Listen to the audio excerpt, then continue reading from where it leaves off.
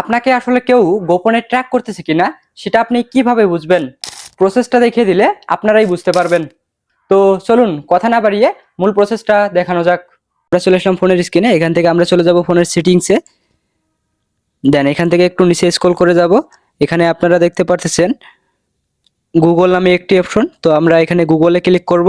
এরপরে আপনারা এখানে দেখতে পারতেছেন অল সার্ভিস নামে একটি অপশন, তো আপনারা অল সার্ভিসের উপরে একটি ক্লিক করবেন। এরপরে একটু নিচে স্ক্রল করে যাবেন। এখানে আসার পরে আপনারা দেখতে পারতেছেন আননন ট্র্যাকার অ্যালার্টস, তো আপনাদেরকে আমি দেখিয়ে দিতেছি এই যে আননন ট্র্যাকার অ্যালার্টস, তো এখানে আপনারা সিম্পলি ক্লিক করবেন।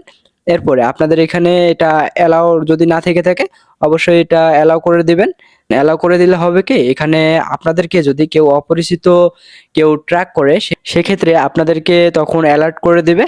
যদি কেউ ট্র্যাক করে অপরিচিত কোনো অ্যাপস বা ক্ষেত্রে আপনাদেরকে অ্যালার্ট করে দিবে।